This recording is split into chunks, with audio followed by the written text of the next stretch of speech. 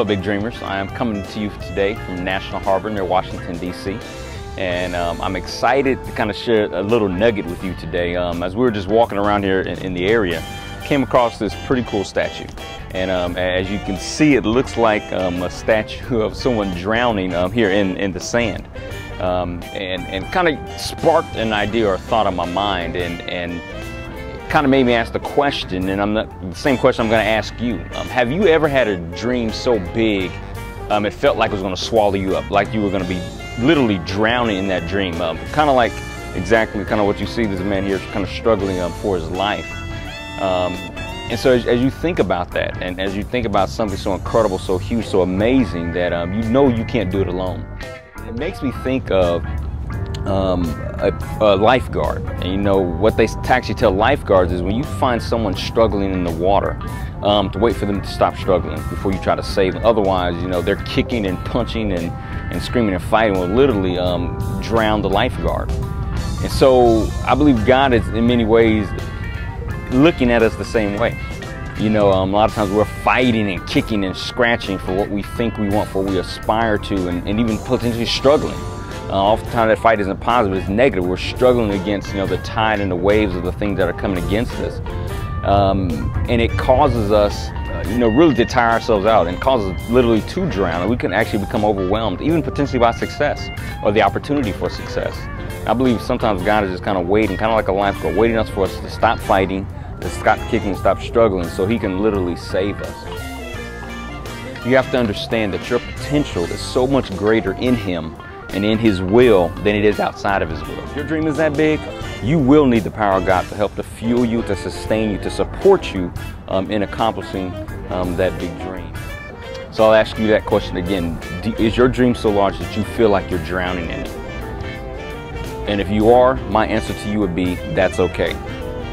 Because then you are totally dependent on God to help you sustain that dream, to help you accomplish that dream, to help you use that dream to impact other people's lives. And so then at the end of the day, you'll know that you can't take credit for it, that you will have to give God credit for everything that happens in your life.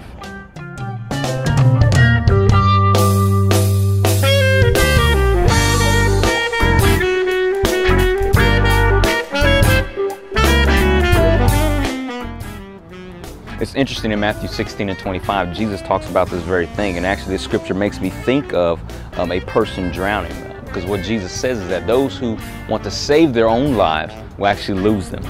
But those who actually lose their lives for Him or for the sake of His purposes will actually find life. And I believe many people today, again, are trying to save their own lives. However, they don't understand that when they give up their own life and actually take hold of the life that God has for them, they actually are finding life and finding something much more incredible and powerful than they could ever imagine for themselves. One of the reasons I believe people probably really feel like they're drowning is that they're consumed by their own personal pursuits versus being consumed by the purposes of God. When we are consumed and overtaken by the purposes of God in terms of our heart's cry and passion for Him, it's so much greater than anything else. I believe that God, again, will not only rescue us, but again, allow us to flourish and to thrive in the very same things that are near and dear to our hearts. So just like that drowning victim who either gets too tired to keep fighting, or they finally relax and allow the lifeguard to do their job, it's time for you to relax. It's time for you to literally rest in His grace, to rest in His hands, and allow Him to do what He does best in terms of strengthening you, supporting you, and then pushing you towards your dreams as you begin again to delight yourself in Him, to become totally enamored with His purposes, with His passions, with the things that He cares about. And when you do that, I guarantee you, your life will be totally different. You will be able to accomplish things far beyond anything that you could think and imagine, because it's His power living in you and working through you to do incredible and great things. So stop trying to save your own life. Stop trying to rescue yourself. Allow God to be your lifeguard, and I guarantee your life will never be the same. So until next time, dream big, live big, love big.